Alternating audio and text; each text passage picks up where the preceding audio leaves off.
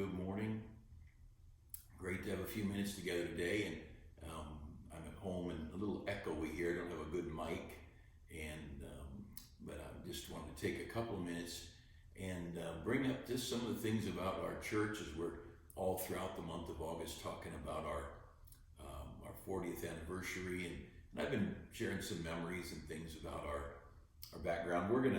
I'll be in 1 Corinthians 16 in a minute if you want to find that. We're just thinking a little bit. My only really had two pastors that I was close to. One in Reading, Pastor Blue, and who just went to heaven recently, 90, I think he was 95 years old. And then Dr. Hiles. Pastor Hiles was my pastor for some years and very, very close to me over the years. And I'm happily affiliated with both these men. And they're guys who love people and love their church for decades. But Pastor Blue up in Reading, his motto, if you want to use that, or theme for his church was called a Church of Active Faith. And that's what we've chosen to use as kind of our marching orders.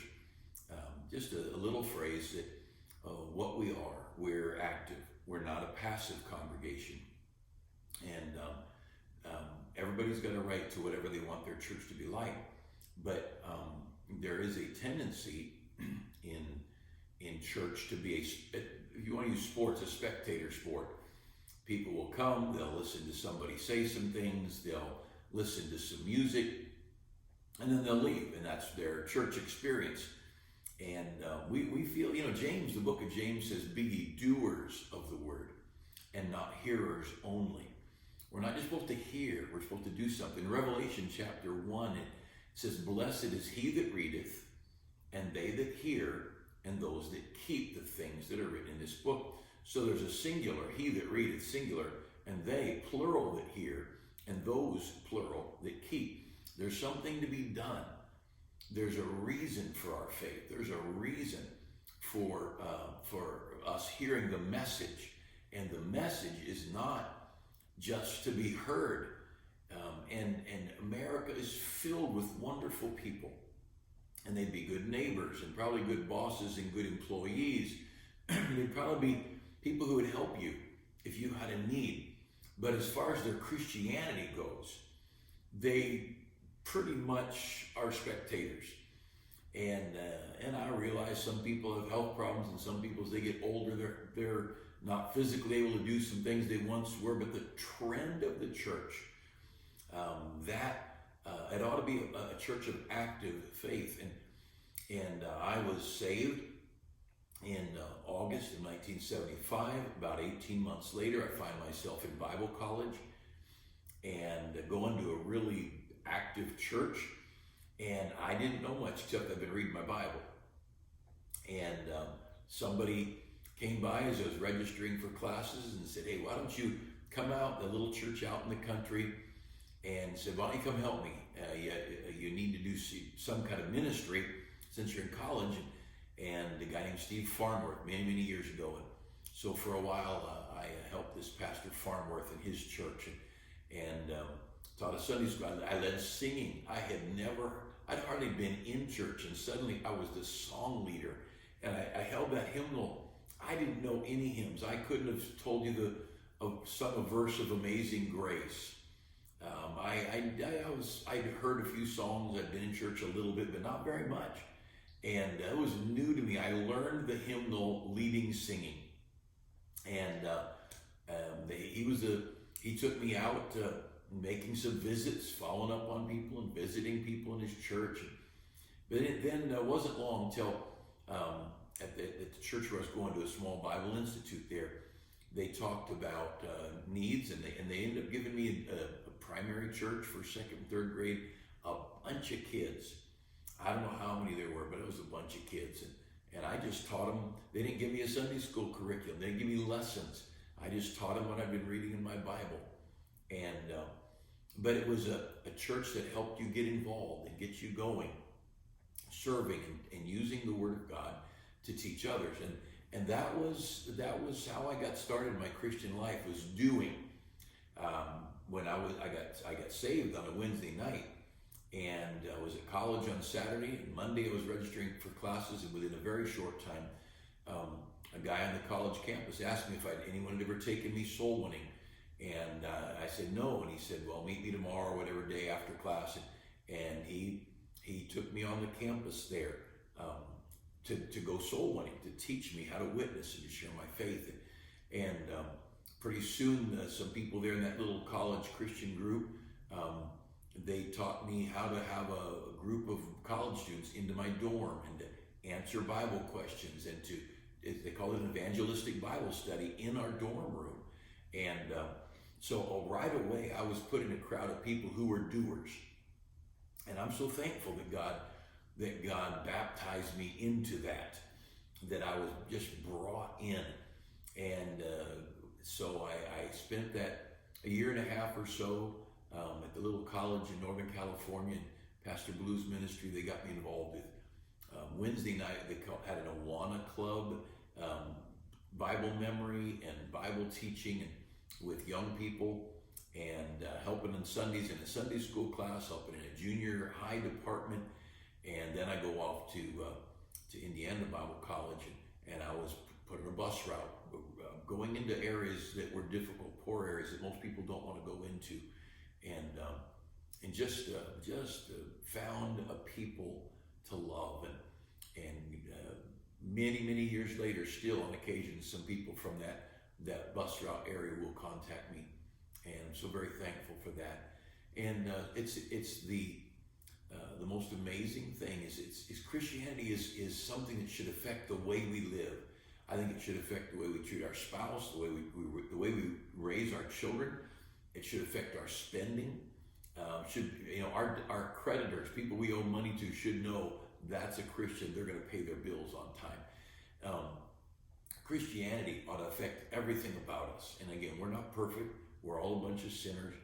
But here at our church, one of the things that we've done is that we just, if you just wanted to look, why would someone come to our church? Well, we're not a spectator sport. And we're not to just sit and listen to the praise band. And no, we want you in the choir. We want you singing special music. We want you in the orchestra. We want you being an usher or a nursery worker. We want you teaching a Sunday school class. We want you helping out with the rest home ministry. We want you going to the jails with us and to take the word of God. And it's different teaching a 4 and 5 year old class, a lot different than teaching in the rest home where people are falling asleep on you. And teaching in the junior high department is a lot different than going to the jail and opening the Bible up before people in the jail, and all these different things.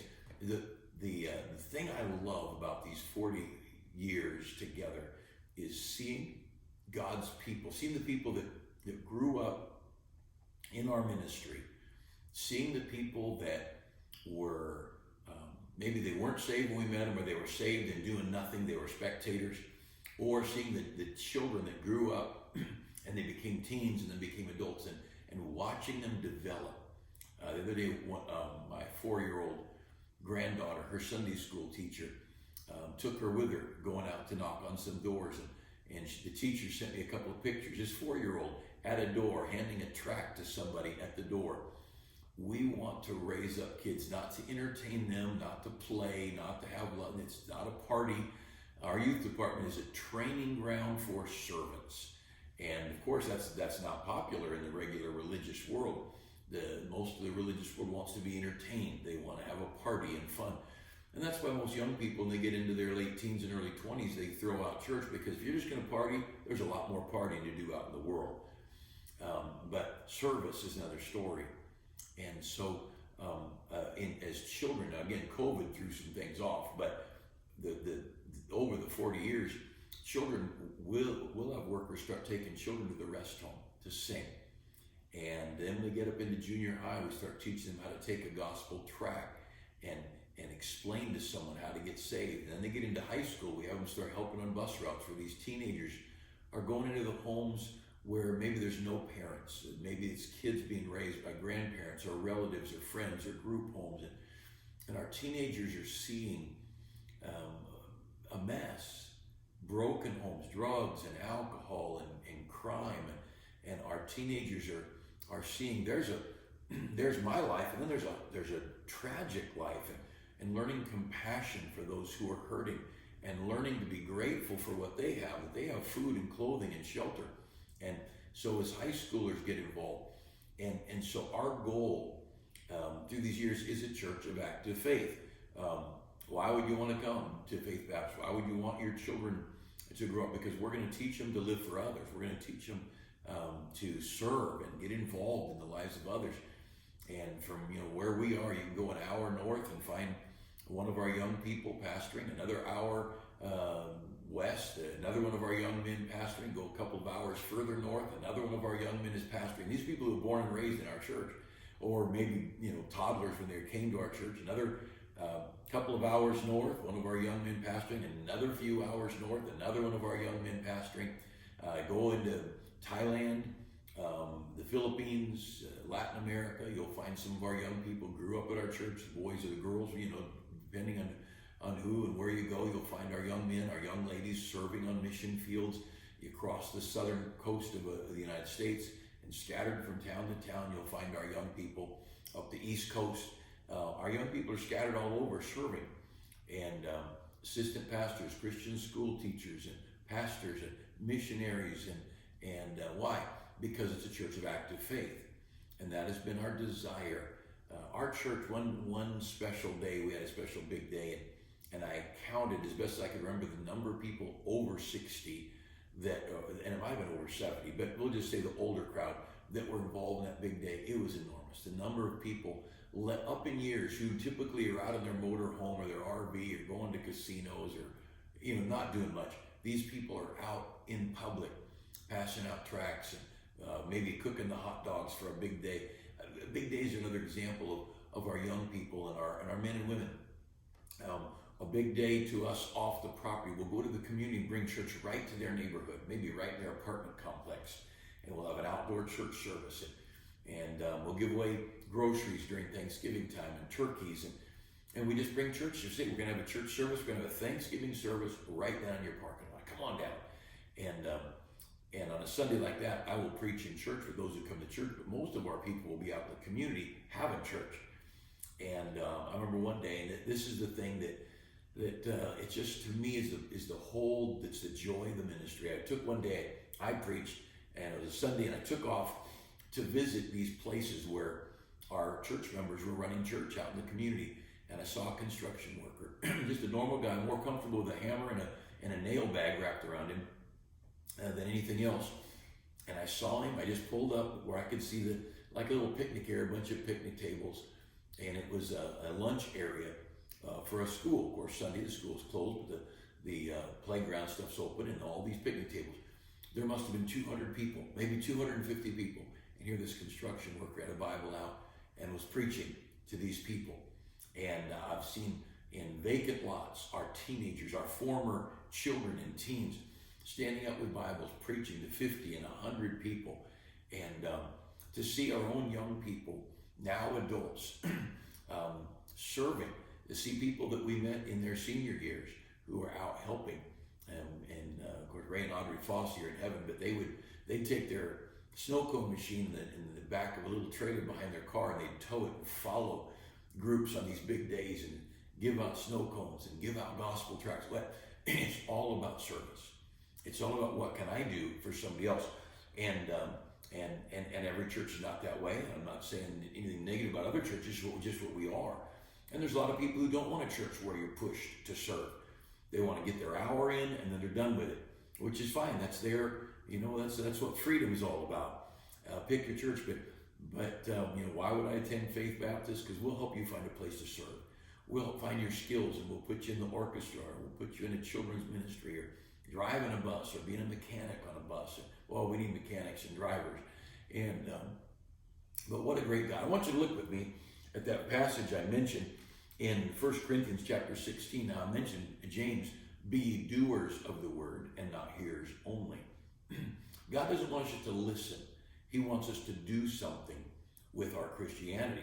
And so over here in 1 Corinthians chapter 16, down at verse 15, 1 Corinthians 16:15, I beseech you, brethren, you know the house of Stephanus, So there's this family, like the Goddards or the Smiths or the Joneses. You know the house of Stephanus, that it is the first fruits of Achaia. So this was the first family that got saved when Paul went into that community and started preaching. And these people got saved. And he says, and that they have addicted themselves to the ministry of the saints. They've addicted themselves to the ministry of the saints. These people, they were addicts. They always were busy. They wanted to teach. They wanted to go preach. They wanted to be a part of getting the gospel out to the community. They were ministering to the poor and to the elderly and the forgotten. They were addicted to ministering. Now notice what it says next. So he's pointing out this house of Stephanus who were addicts to serving, addicts to ministry, not sitting in a church service listening. They were doing something. But look at that next verse. Look at verse 16. That you submit yourselves unto such, and to everyone that helpeth with us and laboreth. He said, you folks in the Corinthian church, submit yourself to the people like the house of Stephanus. Follow them. Get to submit, sub meaning under, like a submarine, to submit yourself. Get their vision.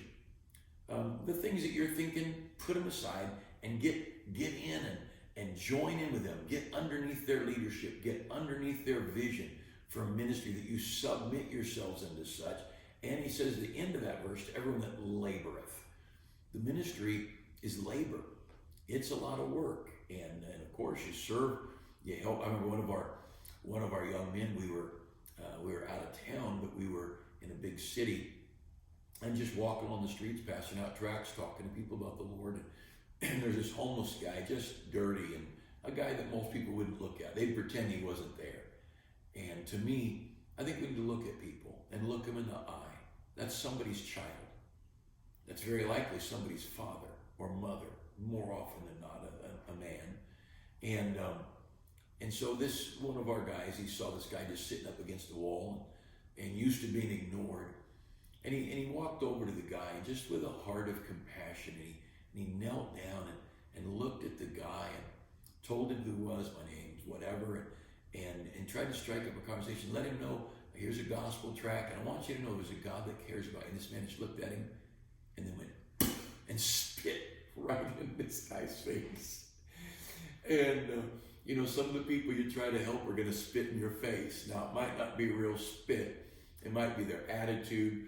And in 40 years of ministry, I've had a few people spit in my face, and not always with spit from their mouth.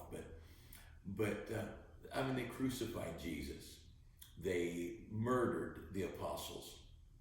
50 million or so Bible-believing people throughout the Dark Ages and the Reformation were killed for their faith in this book. And they just said, no, we're not going to follow religion. We're going to follow the Word of God. No, we're not going to follow these religion. When the religion during the Reformation, the religion and government were wed. They were one. And so the government would make some law to keep the cardinal or the bishop happy. And the Bible believers said, no, we're not doing those things. And we don't believe those things. And we're not going to baptize our babies. And they understand you could be killed for not having your baby baptized. And you could have your child taken away from you. You could have you and your spouse put into prison. But there's a whole bunch of people. See, you're going to get spit on if you take your stand for the Word of God. And it may not be physical spit, but it'll be attitude spit or whatever. But to work for God, and if I never got to preach another Sunday, I could look back at these decades, not at what I got to do, but who I got to be around, to see my parents involved in the ministry. The weekend that my dad went to heaven, he sang in the choir on Sunday morning, and he helped with the rest home on Sunday afternoon, and was in church on Sunday night, probably was in the choir, I don't know, probably. And then worked some Monday and spent some time around home doing whatever, and then that night went to heaven. And my parents would help with my sister's bus route, and on a big day they'd hand out flyers, and if there was a big day we're going out in the community, they wanted to be a help somewhere, and they've taught, and my mom forever would teach music in the school way up into retirement years, and help with the children teaching music, and sometimes teaching multiple instruments, and to serve and to give. And I love the crowd I get to be around that love to be addicted to the ministry, that say, I'll be, somebody here's got a plan of doing something. They're going to start a ministry, and someone submits themselves. They say, I'll join you in that. You take the lead. I'm not going to run it, but I'll help you with it, because everybody's not going to run with the ministry, but they can join in and be a help. And love. We've got a guy who often has been homeless, but a good guy. Been going to our church for years, and he'll come wax our buses and our shuttles. He's not going to drive them. He's not going to mechanic them, but he'll come down during the week when nobody's needing to work on them, and he'll have somebody pull it over in a spot, maybe where there's some shade where he can work on it. And you know how hard it is to wax one of those big shuttles of ours? But I don't know how many times he's done that, and just said, this is my church, I'm going to work. I'm going to do something. I don't know where you go to church, but I hope you do something there. As you get older, it might be you can't physically do what you used to be able to do. Make sure you have a prayer list. Make sure you know what's going on at church and you're praying for that church. Make sure your finances are somehow influencing the ministry to others. And let's just make an impact for God, and let's live our lives for others. And you that have been at Faith Baptist for years, thank you for your service. The greatest honor of my life is to work with people who work. And to stand up in a pulpit, I've got a friend, a good friend, and through a series of events, he ended up going to another part of the country and pastoring a church in the Bible Belt. And he says, Brother Goddard, I can't get them to pass out a tract. I can't get them to show up to do any work. They come to church, they listen, they'll sing a hymn, they go home, and they're done. And it frustrates him so. And I thought, well, you just keep loving them and preaching and hope that something breaks through. But in fact, I've got another friend. I was thinking of another friend in a church where no one does it. No one will do anything. At Vacation Bible School, no one would do anything. And I think of the people in our church. This Vacation Bible School we just had recently, I don't even know how many people were involved in it. And then our Blue Denim and Lace, a little girls club, and Baptist Boys Battalion, our Young Boys Club, all the volunteer hours that run these things. It is amazing the workers that God puts in a church of active faith. And we just hired another one of our young people. I remember when he was born, I married his parents. I remember meeting his parents when they were children, and just hired him to work in our church. And what a great thing to be around that kind of people that want to work for God. The greatest thing we can do with our lives is to work for the King of Kings. And I hope wherever you go to church, that somewhere you prayerfully find that niche that you could do something and use your time. We always say time, talent, and treasure. You've got time to do some work. You've got talent. Maybe you do music talent, or landscaping, or building, or mechanicking, computers, whatever. Talents and treasure. We've got money. And I think of the number of people, and I don't look at our giving, so I don't know who does what, but I think of the number of people who've sold their homes and moved east. And half our church has moved, and literally probably half of our churches has moved east. And I would never go look, but I think, I wonder if they tithed on their equity, or tithed on above their, I don't know, but I wouldn't look. It's none of my business. That's between them and God. But I just look at what God has put me around. Somehow the bills have been paid for 40 years. And even with half our church having sold out and we left California, still the bills are paid. Our missionaries have been taken care of. And we've got a good God. He's the best. The best thing we could do with our life is serve Jesus. And I hope you're finding somewhere that you can serve Him.